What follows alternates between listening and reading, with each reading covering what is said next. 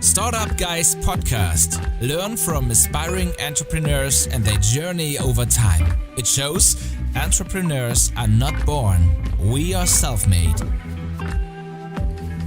Hi Callum, thanks for being on the show. Thanks for agreeing to do this experiment for the next 6 months. As you know, we're going to be tracking and documenting your journey.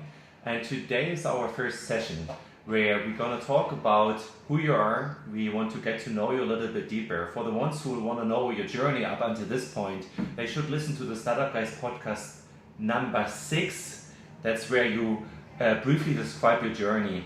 And maybe you want to do it now in like 1 or 2 minutes. And welcome to the show, Callum. Thanks for being on the show. Thanks, man. Yeah, always a pleasure, It's always fun to talk to you. And, as a friend, first and foremost, I'm happy to help. So, a little bit about me. I am a 23-year-old entrepreneur from the UK. And I met you out in Chiang Mai this year, which has been one of the craziest years of my life. Traveling, leaving the UK 3 years ago, properly. And then I went from on and off in America, New York City for a couple of years. Then I went to China. Then I went to Thailand. I'm back in China right now, and I'll be moving on and heading back to Thailand and back to the UK pretty soon to start a new business. And over that period, I've started multiple businesses. I've started service-based business in the fitness industry. I've started now e-commerce businesses and moving forward into that kind of an area. And really just having more self-awareness and understanding myself better has got me to this stage. And I love ping pong and golf. You are kidding. No, what I love about your journey, and you talk about it in this episode number 6, is how you met someone on the train. You were going somewhere east, and he happened to be your landlord then in New York, like giving you shelter. You were like kind of broke. You went to this like door sales, right? Like, how do you call this? Like every Sunday you do door sales. Like just amazing and really inspiring story how you made it to New York and started a service-based business and then later a membership site. Yeah, I mean, I wasn't, kind of broke. I was fully broke. And I met a guy on a train, and then he ended up becoming a friend and gave me a place to stay and helped me throughout the first period to get to New York. And so that's the model I call through me, and I actually got this from an entrepreneur called Peter Sage, and it's not mine. It's just a model of the world that we've talked about a lot, where you put your most authentic self, or you try and put your most authentic best self out into the world, and you see what happens. And life just has this beautiful way of doing things for you. And most recently it happened to me 2 nights ago. I was in a steam room in this newer building I'm staying in. And I go into the steam room and I'm loving it. I'm sat in there, and that's kind of my way to access presence and meditation, because my body reacts really well to temperature. So I use steam rooms and cold showers and stuff. And I went in there, and this guy walks in, and he's got a bald head, and he sat there with his legs crossed, and I don't think anything of it. I'm like, seems like a really cool guy. Next minute, he starts talking to me. A minute later, we're in this conversation, I find out he's a Buddhist monk. Then I find out he's from Nepal. Then then we get talking. He's like, "Hey, you're a really cool guy. Would you like to come and stay with me in my monastery in Nepal, in the Himalayan mountains?" And I'm like, "What?" And I'm like, "Yeah, definitely." And for 1 minute I don't know this guy, and the next minute could stay in his monastery in Nepal, and for free, and stay with him and help kids there and help monks, and it would be like. Those kind of life experiences never come if you're just closed off and you're just not open to opportunities. And that was another example there. I mean, for me, this is truly a gift that the listener's going to experience over the next 6 months for sure. And I know that this just doesn't happen for you every now and then. This happens regularly. And maybe we can even capture how you do this, how you put yourself into the world out there. But before we talk about your bigger goals and what makes you get up in the morning, and then we break them down into 3 to 6 month goals. That's the period where we're gonna document your journey, and that's something we want you to be held accountable a little bit. And but before we do so, let me ask you a few deeper questions. If you could be an animal, what would it be? Wow.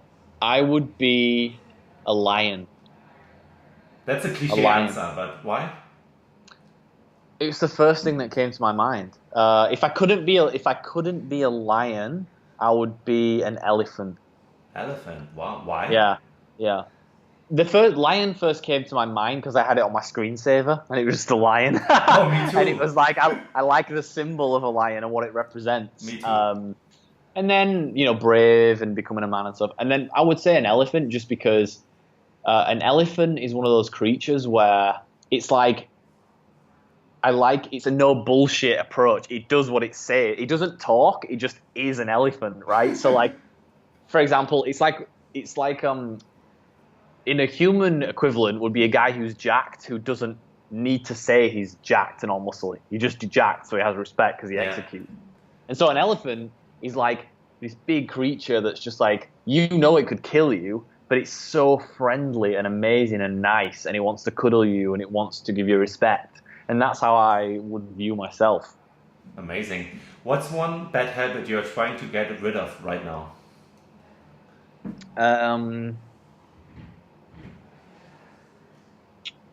I would say it is lying to people. Lying to people. What do you mean? Are you lying to people? Meaning, not in a way that's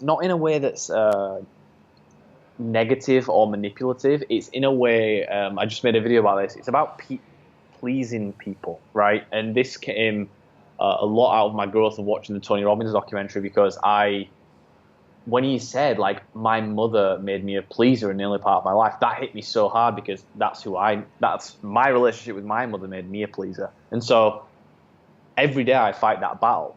Just today I had someone ask me, hey, do you want to hang out for 3 hours and talk about how, my boss sucks ass and I don't like my life and I don't like my relationship. And I felt like I owed the guy because he filmed loads of videos for me for free.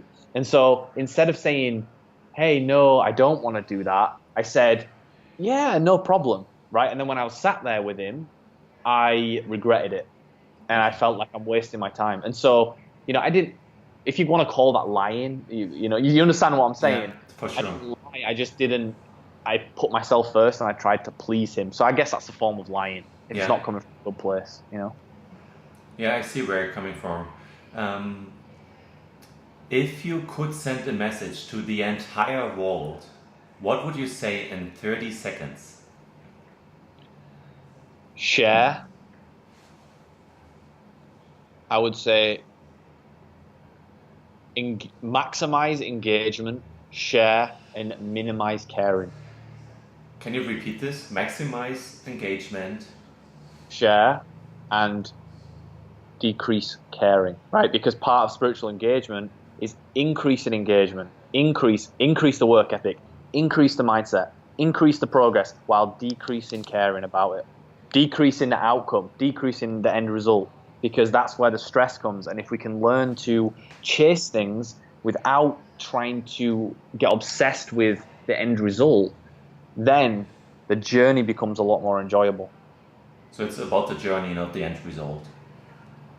It's about both, but it's learning to enjoy both and be present with both. And so that is part of spiritual engagement. What's the best piece of advice you have ever been given? It would be by one of my mentors, Mark Fisher, and he said, no one cares who you are, they care what you've done. I like this. Like, since when have you been following this advice, and how can you give us an example where you say, like, wow, that's where I proved it to myself, doing rather than talking? Yeah, for sure. I've got lots at this stage. I mean, I would say 3 years ago I was at a real difficult time. I first started getting mentors in America, and Mark told me that a couple of years ago, and I had to reread a journal to make it fresh in my mind. Again, because you forget these things, right? You're a human being. And 3 years ago, I decided that I was going to, start executing. So I started a business. Then a year later, I wrote a book. Then a year later, I got absolutely jacked and I improved my health massively, right? And so I started executing these different areas of my life because it's so easy to sit around and think that you could think your way to the end result. And so I learned, for example, with writing a book, I learned that I had to write the book to learn that, one, I don't like writing, and two, you should never write a book to try and make money. And I would never have known that I didn't like writing if I didn't sit down every day and write 500 words for like 7 months, you know. And so I had to do that. What did you write about, by the way? So my book is called Anxiety Antidotes, and it's aimed for high school to university students who I don't want them to go through what I went through at that age, and understand that there's ways and techniques you can think about the world to avoid half of the social condition suffering that exists in the world today. Yeah, we talked about this process a lot, and I had a similar experience where I put in a lot of work into writing. But as you said, I totally agree. I made the same experience. If you don't actually do something and experience what it means to go through it, you don't know if you like it or not. If you don't know if you can really get better at it. So it's true. Similar for me with writing. Last one, and then we deep dive into the bigger ones. When you die, what do you want to be remembered for? And I know it's a big one, and you are just 23, but right now in this very moment, what do you feel like when you die? What do you want to be remembered for? I would say at this particular stage in my life, the first thing that came to my mind, if I'm just being present and not trying to think about it, he cared about people and he helped people grow.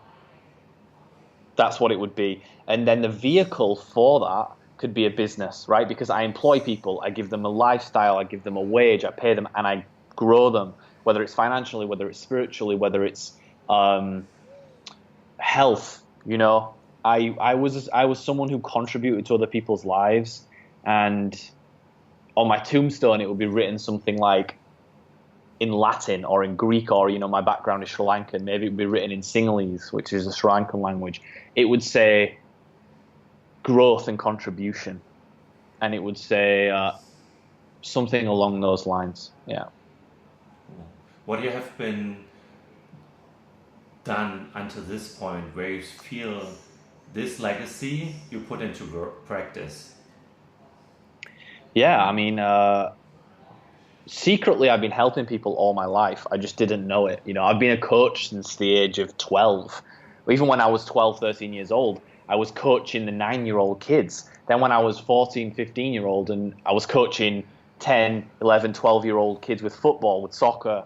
And then I was a tennis coach, right? And this is when throughout my teens, I was always coaching people. And if I was to connect the dots, it's always because I love to help people. I love to see people grow. And later in my life, that's just got to other levels, where now I've started to understand that, you know, coaching is about asking the right questions, and helping people is a very difficult process because they are stuck in the muck and mire, and they need to trust you first before they'll let you help them. So I've executed in different areas of my life, whether it's, you know, early on being a coach, now it's making videos for kids in universities and schools. I wrote a book for people, for kids, to help them.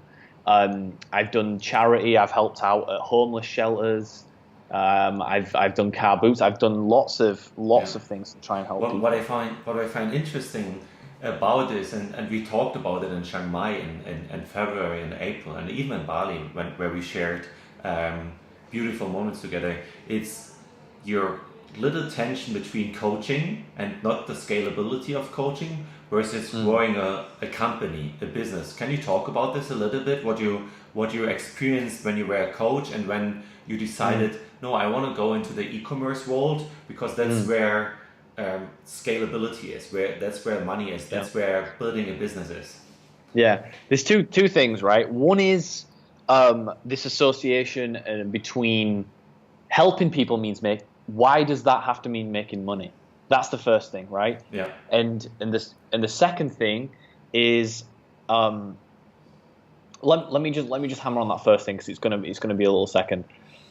Everything I talk about is a paradox, right? So when I say one thing, this is just what I have come to believe in the model of my world at this particular time. But there's also other examples of people who are crushing it on the other end of the scale, who do the opposite of what I do and what I say. And so when I say, why do you have to associate money with helping people? Why, if you want to help people, start a charity. If you want to help people, why do you have to start a business to do that, right? And then on the opposite end of the scale, people say, well, you know, if you don't charge people money, they'll never take it seriously, and then they will never help people. Sorry, they will never be helped, right? Yeah. And then if you look at some of the biggest people in the world who help the most people, I'm thinking about Tony Robbins, I'm thinking about guys like Owen Cook and stuff like that. They charge people thousands of dollars to tell them the same things that they tell them for free. And the reason they charge them thousands of dollars is because if people don't invest, they don't value. Mm-hmm. And so that is the other flip side to the coin, right? And that is a different conversation. So there's different, there's like a paradox. For me personally, coaching does not mean helping strangers who I don't know, right? Coaching could mean helping people who I believe are worth investing in and worth growing. Because I believe part of being an entrepreneur is if I can either go out and help, 20 people online and coach them, and yes, I might help them and I might change them, but as soon as they stop paying me money, as soon as I stop helping them, they're more than likely going to go back to their old ways unless they've changed their environment. Whereas if I build a company and I'm controlling, I control what people do inside my company, I've got way more scope to coach them and to help them. And then the ripple effect then becomes, if I build a huge company and I have 100 employees, and all of those employees are learning emotional intelligence, they're learning spirituality, they're learning self-awareness, all of these sort of esoteric but important concepts, they can then go out into the world and do good for their friends, for their families, for whoever. And so I just feel like where I'm at in my life right now, I could have more impact on a large group of people inside a company, and then they can go out in the world and help people, rather than me helping random people online who I'm not really invested in myself because I don't know them and they're just giving me money because they want to change. And part of me has become skeptical having seen 97% of online coaching fail. And so that's where I am right now. In 2 years, 3 years, I could think differently. Yeah. But business and helping people seems separate right now in my mind, because in e-commerce, you're still helping people, right? If someone wants a watch, I'm providing a quality service and giving him the watch that he wants. So I'm still adding value to the market, adding value to his life, and giving him something that he wants. It's different, but it's still the same principle. And so actually, like as your friend, what I would like to see on a personal side, and then growing as an entrepreneur, maybe you can prove online education or online coaching wrong, because I agree, like most of the stuff out there isn't there yet, right? And if we take your assumption that 97% of the stuff doesn't help, it's a huge opportunity too, right? 100%, man, 100%. But I think, again, it's just that I'm only being honest with you and sharing where I'm at in my life. And I've been a coach since a young age, and at this particular time, when I ask myself what I want, my main goal is, as you already know, I want to build a life and share it with the people that I love, okay? And that is a community of people who I love and want to spend all of my time of my life with. And I think deeply the best way to do that, if you do it right, is to build a company. And people will argue with me and say, you don't employ this, you don't employ that. I disagree. Especially because for the last 3 or 4 years, I've been mentored by two guys who hired all their best friends and then built a multi-million-dollar company. And I've seen it work, and I've seen them build a community, and so I know it's possible.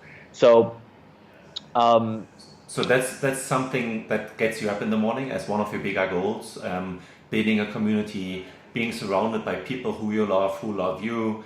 And it's not just friends, but it's actually in a professional business setting as well. And this kind of group of people, then some would even call it family or community, tribe, then creates awesome shit and have an awesome time. But they use a business as a vertical to do so. Absolutely. And I think that those people would be open to change and they would want to change, right? Because I feel like, one of the biggest lessons I learned as a coach was don't try and change. Don't go against human nature, right? Because human nature is human nature, right? And instead of trying to shame people and say, you naughty little boy, you shouldn't be doing this, right? And shame, you should just be like, okay, you're human, you want to have sex, you want to eat shit, you want to watch TV, you want to do all these normal things that's completely normal that we have access to in the modern world. And instead of me shaming you for that, I need to figure out ways in which I can help you, right? But to do that, you really have to be in a position to invest all of who you are into other people. And I'm not in a position in my life where I want to do that right now, because I just deeply feel inside myself.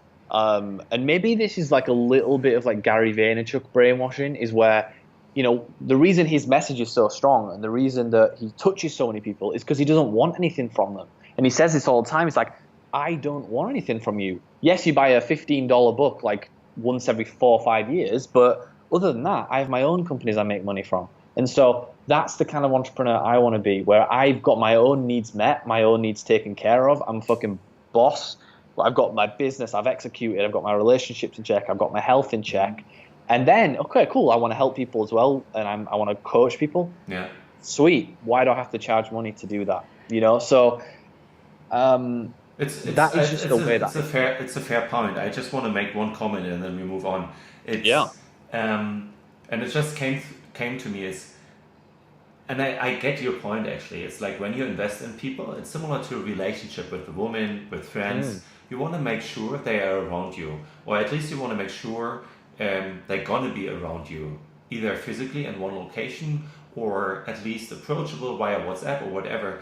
So the point is, if you invest in people, you almost want something in return sometimes, right? It's like either their presence, that you can call them, and this is like similar to coaching, right? Like if you coach people and you can't reach them, or they will be gone and go off to whatever they're gonna do, it might not be as contributive or fulfilling for the one who's coaching them as compared to a situation in a company where you coach people, you all grow, you work on this mission together, you create something bigger, and by this company you ensure that they all stick together, because that's like kind of a family. Versus the coaching approach, you always let people go. So you help them grow, but you don't share their successes in the long run. That's just what I feel right now, where I see like your vehicle and your approach makes really sense for me. Like rather coach people there and be close to them and see how they transform and change and upgrade themselves, versus being a coach and then you need to let people go. It's almost like having a relationship with a woman and you teach her everything you know, and then every year like a next one. And exactly, and it's draining, man, and it's tiring, and it's one of these ones where it's like you can only help people who want to be helped and want to grow and want to change. And I've experienced that my whole life, especially when I was younger. My will to help people was so strong.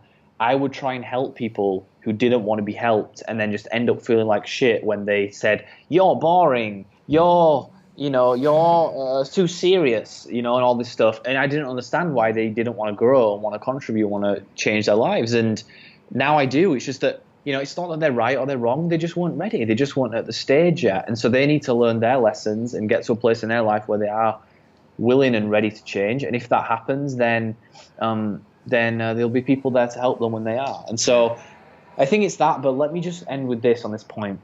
All I care about is that people execute, right? Because I pride myself on results.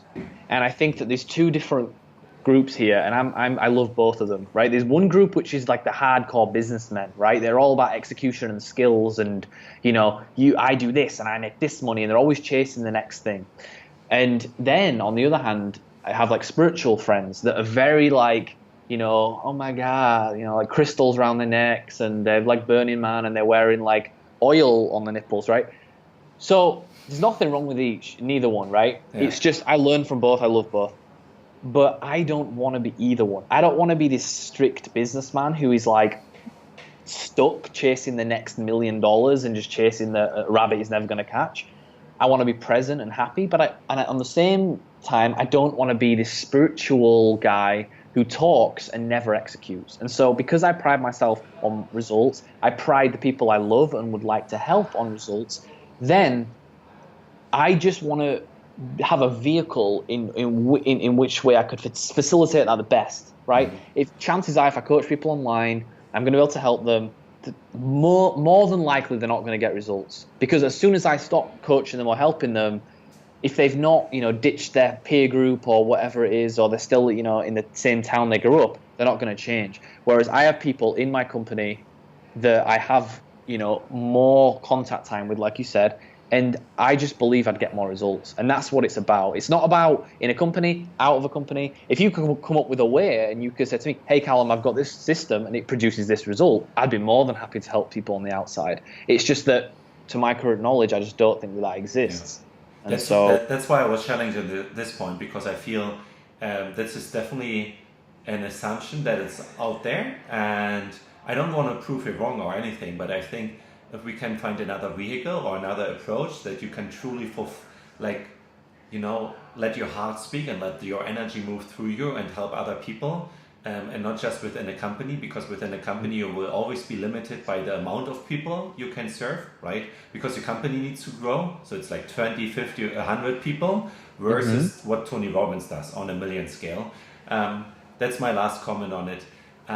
Okay. Will be interesting to see if we not in the next 6 months, but even in the long run, right? See what other vehicles you identify to fulfill or to make this happen. Yeah, man. I mean, who the fuck knows, right? It's all exactly right. Just a big joke, man. So what about the next 6 months? So tell us a little bit, you just went through a little transition. Tell us about where you are right now and where you want to be in 3 to 6 months, that we can have a bit better understanding of what your goals are, and if you achieve them, how you will feel about them. Yeah, right now I'm in China, in Macau, and I'll be phasing out of one business, which is a service-based fitness business called My Broadway Buddy, and I also will be phasing out of an e-commerce business that I have right now, which is a footwear company, and letting both of those two businesses go and working full-time as of 2017 on a watch company with one of my best friends and investors in the UK. And so I'm so excited. I can't wait. But at the same time, I'm tentative because, it means moving back to the UK and leaving Asia and sort of, in my mind, it's just the idea of less freedom. Although freedom is what you make it, right? So I don't necessarily think that that's true. But that's where I am right now, and I know that that's where I'm going to be going. In terms of goals. So you're going to be starting first, like in January, 3rd, 4th, 5th, right? Beginning of January. I'm not sure the exact date, but it'll be like the first week in January, yeah. Okay, yeah. So did you say like one of your goals is like, as you say, like transitioning out of two businesses and into a new one? Why are you leaving the last two? And what are you expecting to get out of the next one? Is this a partnership deal you have? Will you be like a co-founder? Can you talk a little bit about the next business you are joining and why you are joining it? Yeah, so I'm leaving the two businesses I have. One, because I originally started co-founding the business, but then it got to the point where I was struggling to work in the business, and I was losing my passion for fitness. And so I decided to change my contract, and then I became a total freelancer for the business.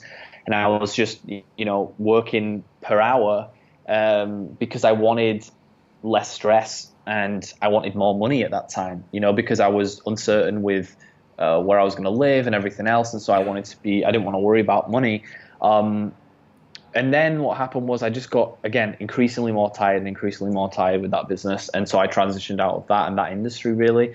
The other business with Trip, it really just came down to the potential of the business. And I think that this is one of the key things I've learned as an entrepreneur, and particularly from having people who are a decade ahead of me and who've had lots of success.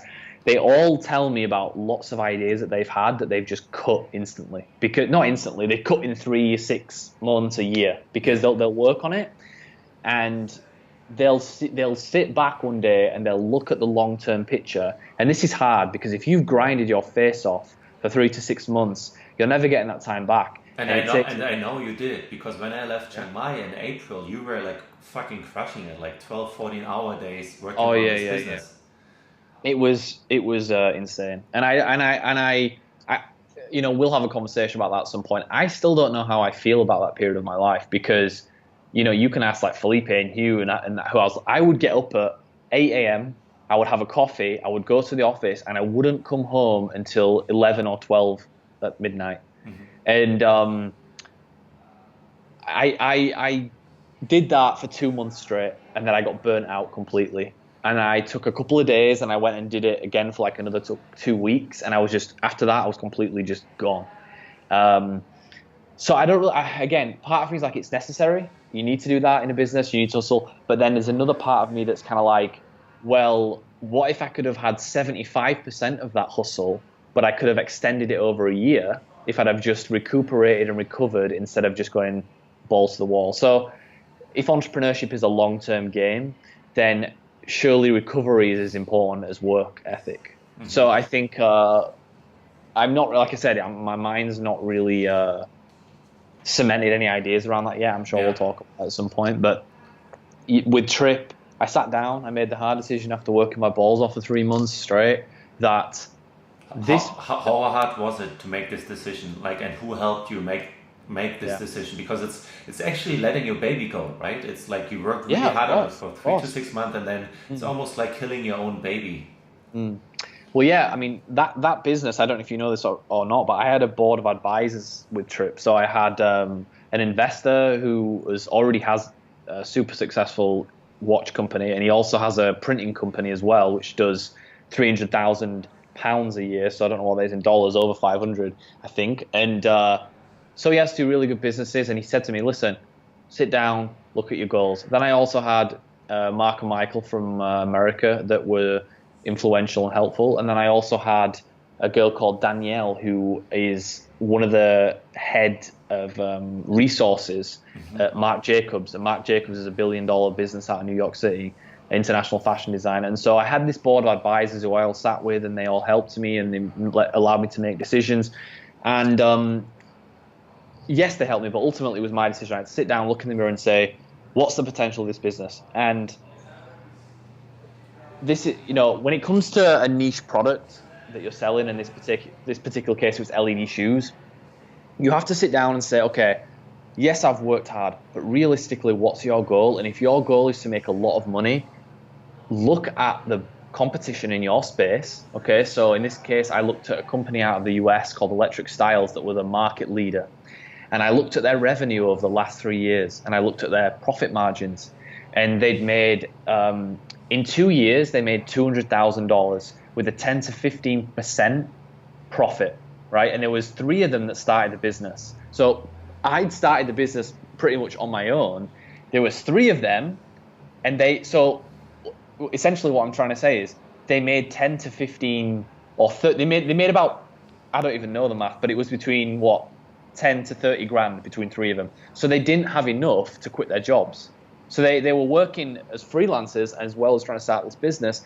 And the only thing that got them off the ground was a really successful entrepreneur that already had LED companies, came in and put $200,000 into the business. And then that gave them this hockey stick growth because they hired a team. Yeah. And so even then, though, the potential of that business is probably limited to 3, 4, 5 million max, right? And don't get me wrong, that's incredible. But then you have to ask yourself, okay, one, is it a brand I want to build? Not really. I don't really want to be selling LED shoes necessarily. I think it was just my biggest lesson in e-commerce. It was like people that are way smarter than me giving me money and saying, hey, go fail, learn all lessons so that you can come back and then you can crush it on my business. And, that's one of the things that I've learned is that try not to sell a product that you wouldn't wear, right? Try not, especially in fashion. Yeah. And try not to sell a product to a market that you don't know, In this particular case, I thought the product would sell really well, and I'd ran the data and I ran analytics, and I was like, yeah, it's going to sell really well. And then in the end, when it came down to the marketing, the way I was going to market it was through dancing and shuffling and like young, hip, urban kids. I don't know anything about that. And so, one, I couldn't even talk to them in a way that they could understand. Yeah. And two, I didn't know how, to where to start. And so I spent months just trying to research people and get into that community. And I found it really difficult. And then after a little bit of time, I realized that I should have, instead of building an audience first, I built a product and then, and then went out and tried to find an audience when I should have had an audience and then built a product. Yeah.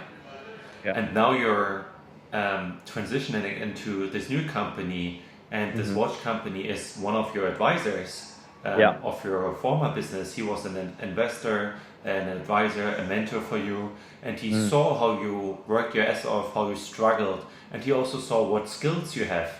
And what happened then? So, and then he basically came to me and said, "Hey, I need to double the company. I need to double the revenue of this company, and I believe that together we can do it.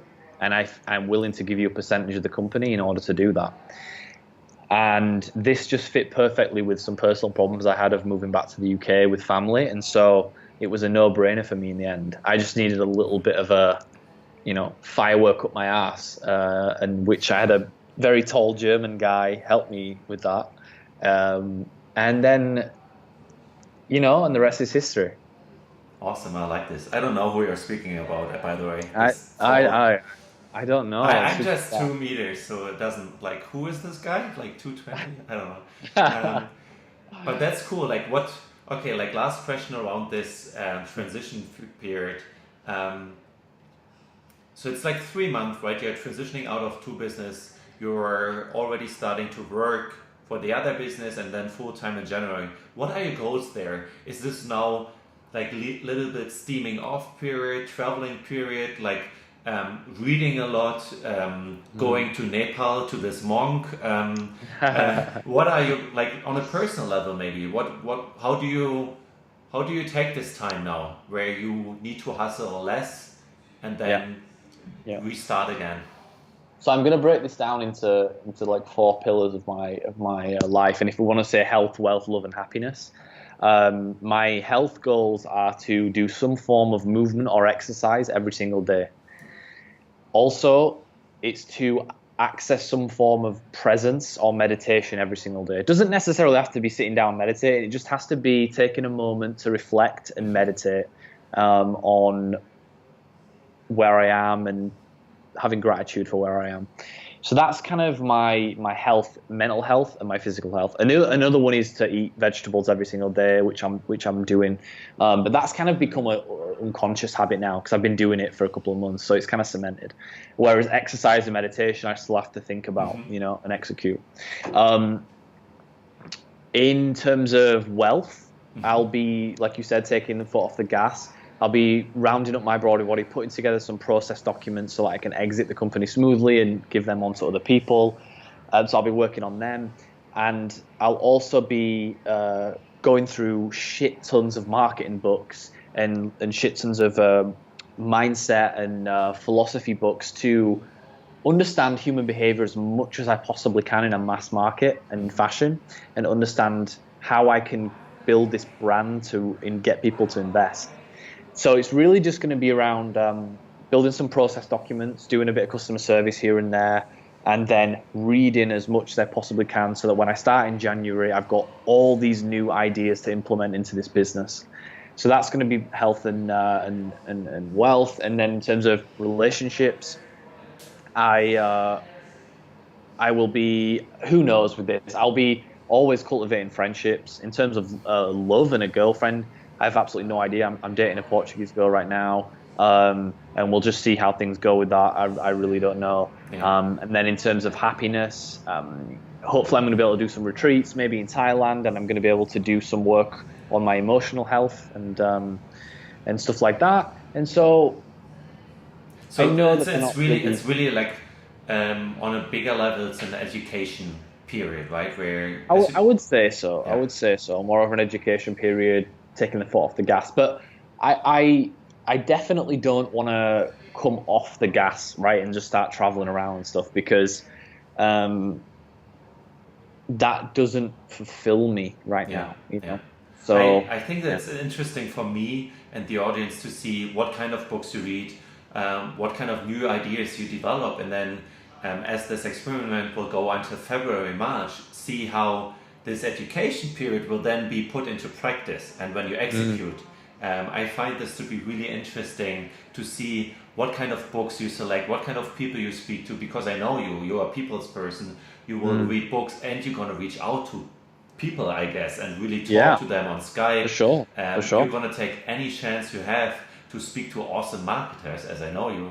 And for me, it will be interesting to see what you learn, how you approach this learning phase, and maybe even digesting the old company. As you said, it's not set in stone right now, so you might going to even reflect on it. So maybe we reflect on it in a month or 2 months from now on.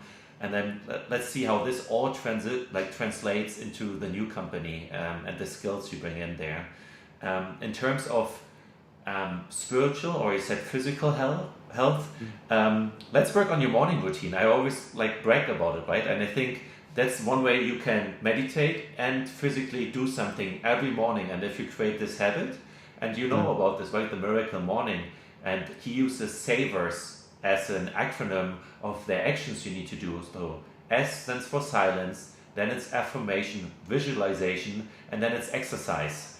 I'm not strong on the affirmation and visualization part, but what I do, as you know, every morning is silence and exercise. And now for me, similar to you eating vegetables, it became an unconscious habit, and I can't even do without. So that's already matches two of your goals of being in silence, calming down a little bit, and also moving your body. And I mean, I can feel part of myself saying, hey Danny, thanks so much for the recommendation, man. I would love to do that. I'm going to do that. But I know that part of this journey of you documenting me as an entrepreneur is me working on myself, me working on my weaknesses, and helping keep myself accountable. So thank you so much for the recommendation. I know it's working really well for you. I know myself, and I know that I hate to exercise in the morning because I'm a type A person, and because I'm goal orientated. I will always say, okay, how can I, maximize this process? And because I was, into fitness for 6 or 7 years, I even studied exercise science and nutritional science, right? So I was that much of a geek that I was like, okay, when's the optimal time for my exercise? And I basically figured out between 1 and 3 p.m., I have the highest peak energy levels for exercise. I have no idea why that is. I think that part of it is because if I eat a lot of carbohydrates during the morning for lunch, then I go into the afternoon really strong. And I've noticed that, let's say, for example, I want to grow more muscle and increase my body weight, that requires lifting heavier weights, right? And if I exercise in the morning, then I lose between 10 to 15% of my strength. And therefore, I can't progress the necessary weights over time and get stronger. So I've never chosen to work out in the morning. Maybe I could go for a run or something like that. That's what I want to say. For me, I'm on the same spectrum. So I'm not exercising in the morning. For me, it's a few push-ups, stretching my back, doing a few yoga poses, just after the silence part, a little just firing up my body. And it's actually just 5 to 10 minutes. It's not much. It's just almost sweating. You want to have this little sweat state. And that's all. It's not a proper workout of 60, 90 minutes. I would be too tired afterwards, to be honest. Because as you know, I want to be productive and focused. So this little routine but helps me. It's a check off. Oh, silence, check. Exercise, check. I stretch my back. I do push-ups, and I already feel really good about it. And what helped me put this into practice is consider it work already. Because when I was working on my startup, I didn't consider it work. I always felt any minute I spent on my body or with friends and not working on my business is a lost minute. But relationships and health, especially physical health, is so important. And I sacrificed my body over my business. And this little mindset shift helped me actually to, let's just consider fitness, health, like work. Like whatever good I do for my body is like work, because I know the better I can focus, the better I am productive, the better my business will be. So this little mindset shift helped me a lot. And it's interesting. It's interesting you said that, because one of the things I'm trying to look at now in my life is like, at what point did I get to where I said life is supposed to be easy? Like I'm not supposed to work for the things that I want. And I think that I'm trying to make sure in my life now that like everything I do has to be hard. I have to hustle, I have to work, I have to grind for it, because in that grind is where I'm going to find the pleasure, not necessarily in the end result, right? So like in my body, for example, now I'm going to the gym every day, I'm swimming, I'm going in the steam room, in the sauna, I'm stretching, I'm doing my exercises for my posture, my neck, and then I'm also, like I said, eating really well, and so everything. But it's I used to think of that as like a ball ache, like, oh God, I've got to chop up 5 different vegetables and then put it in an omelette, and then I've got to, eat all these green stuff. And I was like, oh, but now it's like, it's funny. Muhammad Ali, he said this. He's like, he was interviewed, and he said, on a TV, and he said, this guy said, "Oh, so when do you start counting your push-ups?" And he said, "I don't start counting until it starts hurting, because when it starts hurting, that's when I know it counts." And so I've tried to adopt that into my own life. I'm like, cool, okay. Does it hurt to cook? Good, fucking cook. Does it hurt to exercise? Good, exercise, right? Does it hurt to get up early, do your business? Good, do it. And I think that I don't know, there's just some sort of like, it's like sadistic, like pleasure that I'm getting out of just putting myself through work and pain and like, and just like, not in an unpleasant way, but in a way that it's like really trying to embrace hard work in my life rather than trying to fight it, Yeah. And I think this in itself, this mindset shift helps you appreciate it, not expecting life to be easy. Right. But not necessarily expecting life to be hard either. But it's like, there are hard things in life, and either I like it or not, it doesn't matter. I still do them. And this mindset shift helps you in doing so. I like it. Amazing. Thanks for sharing.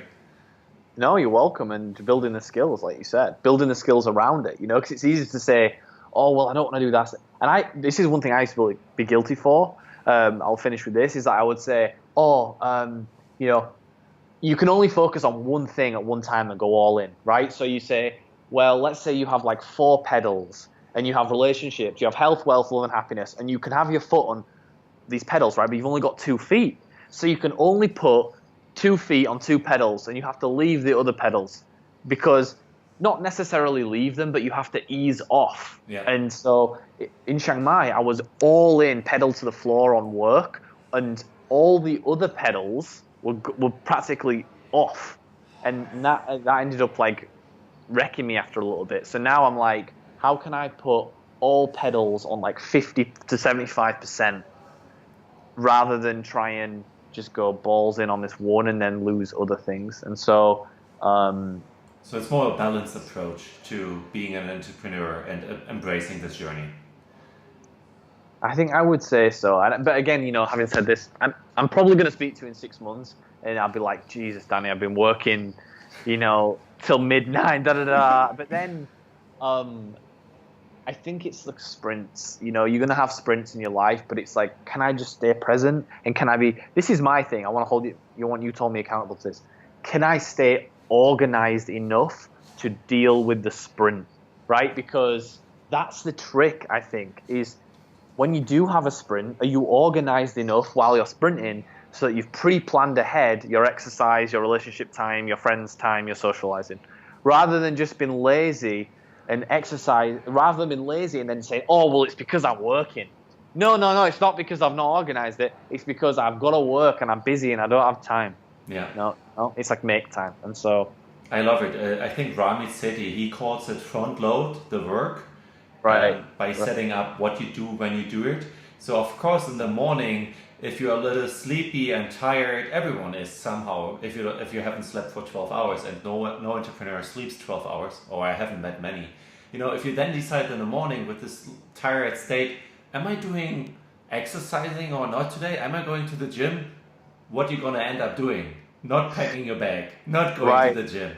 So you rather do it in the evening, right? You set yourself up for success. You put your bag together and you put it next to your laptop, and then the already packed bag is looking at you when you leave the house. Yeah. And you're going to take it and you can hold yourself accountable. So it's true. I like this point of front loading, staying organized. And as much as we have crunch time, I think this is something I learned from Tim Ferriss. It's like schedule off time as well. Schedule time with friends. Schedule time for yourself. Go to sauna, reading a good book, movies night, whatever, cooking with your partner, right? You need to schedule this kind of off time. And if you look at the calendar of busy people, they are not scheduling off time. And I think that's a huge lever we have. And I incorporated it into my calendar with a different color. And when I go through my calendar, I now see crunch time. It's like little like gray. It's gray, a little dark. And my relationship time, it's green. And my body-mind time is yellow. So I see the different things in my life, how they work out just by putting it into the calendar. I'm not minute by minute, but just, blocks of time where I feel like what I did.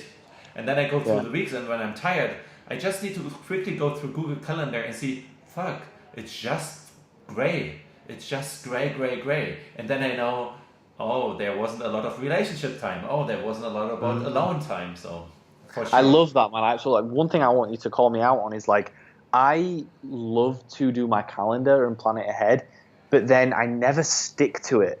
Meaning, let's say this.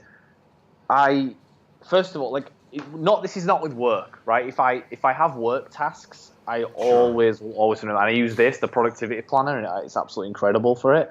And it's like the most important things I'm going to do and stuff like that.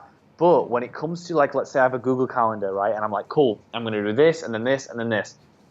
Let's say I schedule the work time in.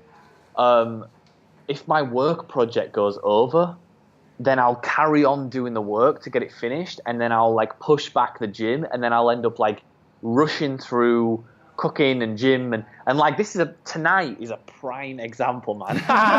Tonight is a prime example because this is right. So I knew I had this call with you, right? But what I did was I spent 2 hours earlier editing these videos and getting them all ready. And I knew I had to cook. I also had to go to the gym, and I know the gym closes at 9:30. It's 8:30 now, so now I've got to go work out and cook and shower and everything and get back, and then try and factor in some chill time so my crazy ass brain can sleep. So this is a prime example, right? Instead, I should have said, no, Callum, video editing stops now, right? Now it's time to go and do this. But once I've started a project, I really struggle to stop it if I said I was going to complete X in 6 hours and I didn't do it in 6 hours and it has to be done, then I just push everything back and then I can suffer. And I think this is what most people do, to be honest, right? It's and it's not just one day, so it starts with one day, and then the next day and maybe you then end up going to bed late. So next day you're a little sleepy, you drink more coffee, and then this vicious cycle kicks in, right? That you push your things always further and further and further, and then you end up having those periods as you had with 12, 14-hour days, and you just keep on pushing those important things away. Right. I don't know, it's a lot of self-discipline, of course, willpower. And just because it's in your calendar, it doesn't mean that you do it. I agree, and it certainly doesn't happen to me as well. What I like to do is just to be aware of it, and when I feel a little pressured in life, or when you have those ticks in your face, maybe you have experienced them before. When you're tight and stressed, sometimes my eyelid is moving, and I'm twitched. Yes, right, and that's for me is a sign that there's some imbalance. So. And that's the point where I then go back into my calendar and look, how was it distributed my time, right? And I love that. If your eye starts twitching, you're like, oh shit, time to check Google. not even Google. I don't know. I don't want to know what it is. It's just it's for me. My body tells me I'm stressed, so I rather take time off or steam off a little bit, because the thing is, that's what I experience. When you're stressed, your output and your work results suffer.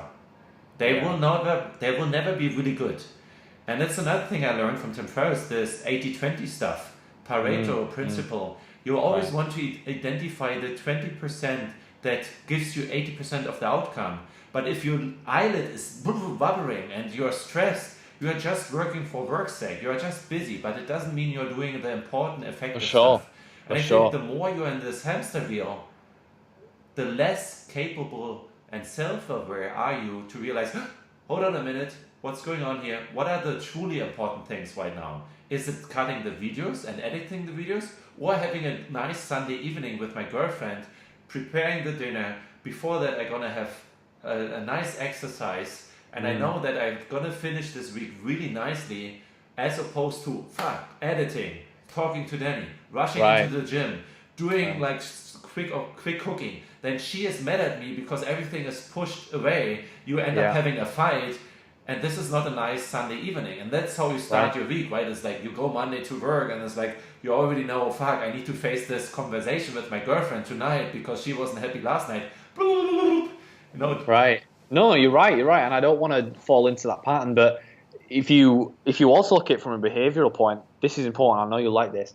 If I look at my whole family, they're all exactly the same. I don't know if you've experienced this. You know when like when you know that you need to go to a family meal, right? And the whole family is all getting dressed up and getting ready to go out to a nice restaurant.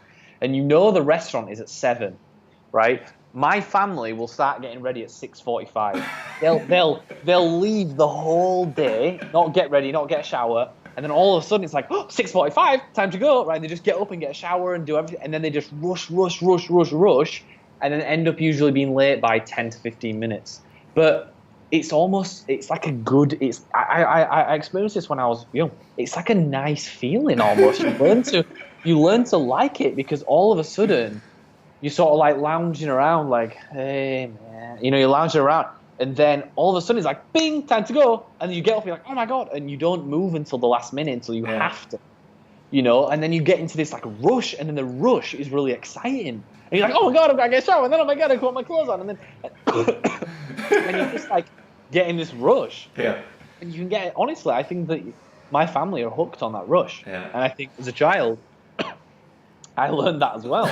So same here, Callum. My ex-wife, she was always like giving me the time in the wrong way. Like she would always add like 10-15 minutes, just that she knew that I'm gonna like take a long time to do stuff. Like always last minute. I think I have the same family pattern there. I have it from my grandma actually. She is always late. She would get up 10 minutes before she needs to be somewhere. So how can we change this? This is actually a habit I want to get rid of. Sometimes I'm not really respectful of people's time, so I'm gonna be 5-10 minutes late, and I'm never waiting for someone. I can enjoy myself. I'm reading, so I'm not mad at someone who is late. Not because I'm late. I don't know the feeling of waiting for someone. I'm always really pleased with myself. I read. I listen to music. Or I take a rest. I'm not waiting for someone. So you don't get triggered by other people wasting your time. Exactly right. It's not wasting my time. I always have something to do. I can read. I can just chill in this moment, or take a little walk around the block, or anything. But I want to be respectful of other people's time, and showing this respect means being punctual. And I, for example, having a hard time doing so. I know where it comes from, and. It's certainly something I need to change, and probably I'm going to incorporate this as a lesson from my ex-wife, that I rather choose to get ready 10-15 minutes before I should get ready. For sure, and that's the thing, man, is like you've got to just set aside, and I actually learned this lesson in business from Steph, from my investor. He just said, whatever task you have, double the time. So if you say it's going to take you 1 hour to do a blog post, put 2.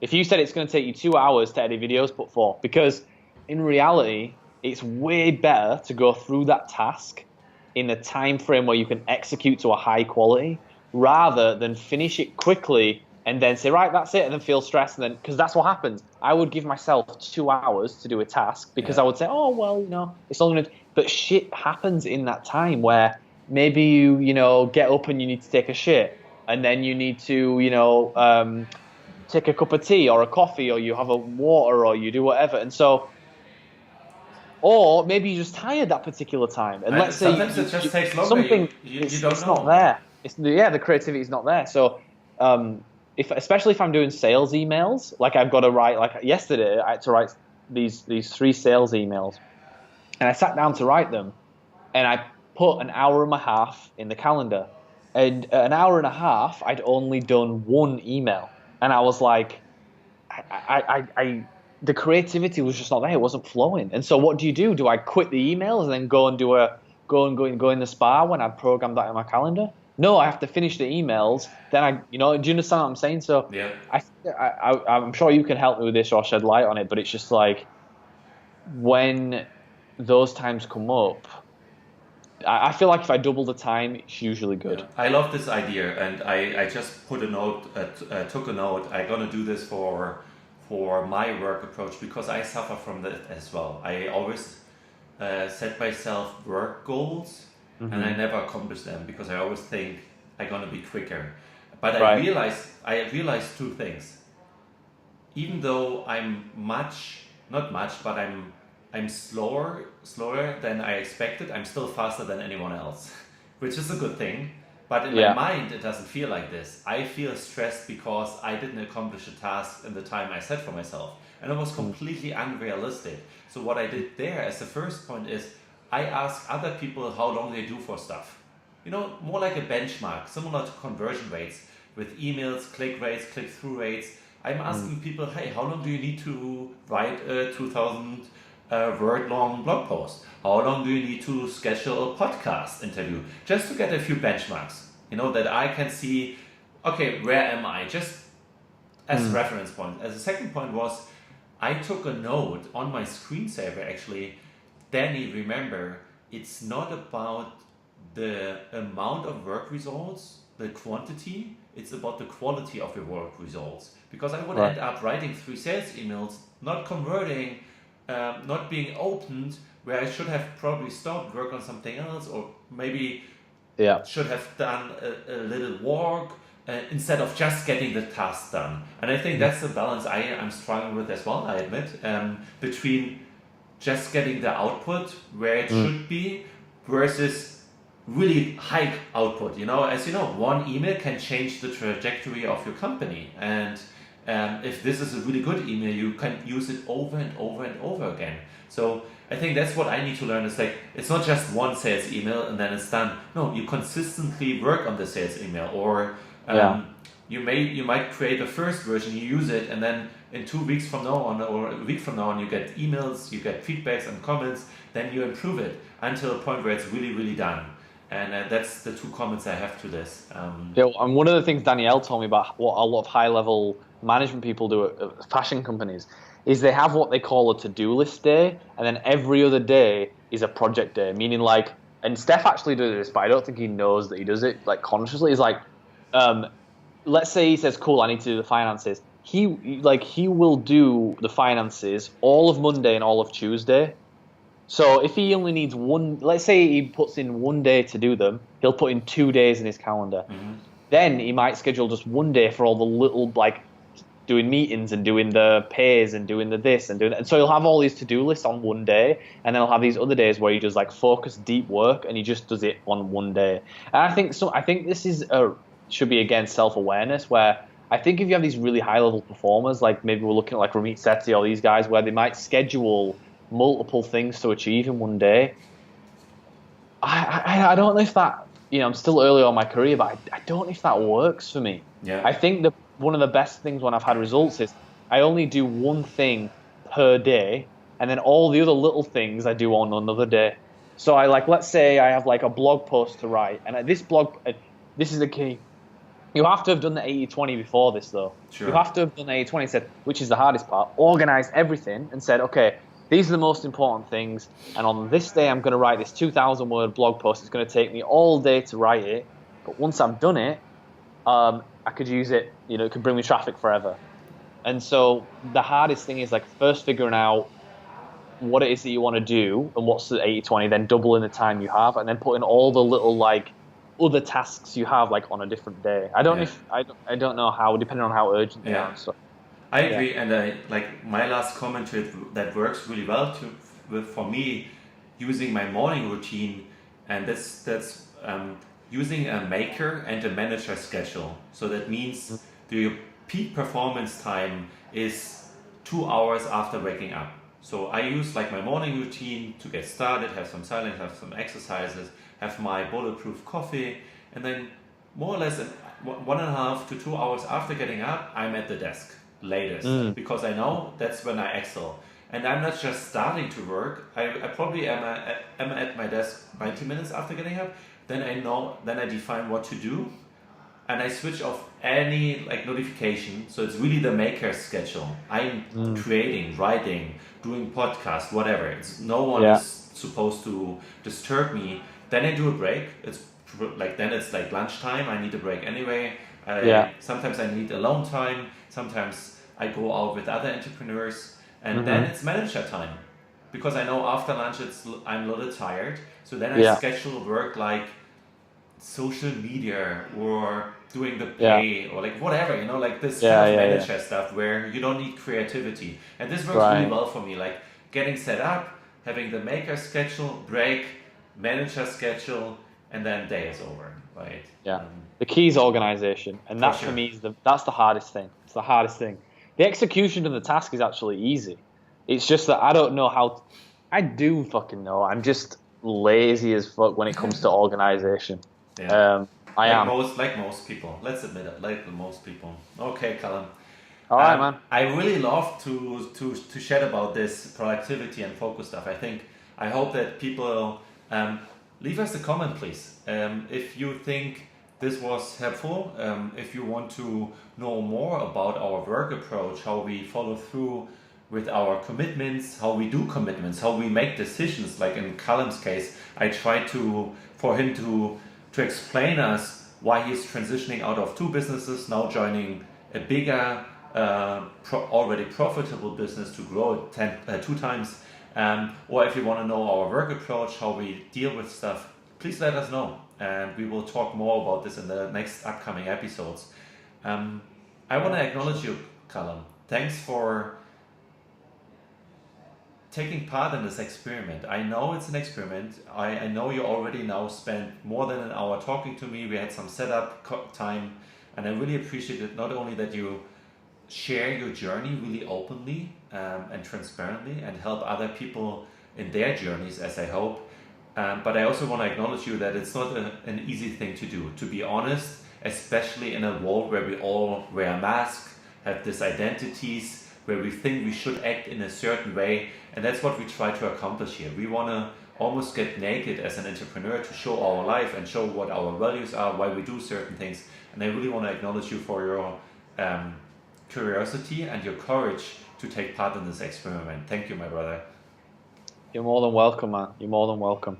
And as the last point, just a quick public announcement that we have it not black on white, we are not writing, but we have it on tape, that you are committed for the next 6 months for another 5 episodes to share your journey with us. We might not end up talking for an hour every time, so I promise it will be around 30-35 minutes, especially for the audience. It might be otherwise boring, but it takes how long it takes. And I just found the last 15-20 minutes to be really interesting, so I will keep them in. Final words to you, my friend. Brilliant. Thank you so much, man. You know this already is like, it's always interesting to talk to you. And so, 30 minutes, 45, an hour, whatever it takes, I'm happy to make that time and plan it into my calendar, in my organizational structure, whatever I decide to do. And so anytime. I'm looking forward to it, to see how I go from now to 6 months. Oh, me as well. And I hope you can even make time for it when you are in Nepal in a monastery with a Buddhist monk. Well, if you join me, then maybe, but we'll see about that. Maybe I need to come over with my mic and get you on tape over there. Hey, Callum, thanks for taking the time. Please don't rush gym or cooking. Maybe you need to skip one of the 2 today. No! Thanks for your time, buddy. Talk to you soon. Talk to you soon, man. Take it easy. Thanks. Bye. StartupGeist Podcast. Entrepreneurs are not born, we are self-made. Please leave an honest rating on iTunes or leave a comment on startupgeist.com/podcast. Thank you for listening.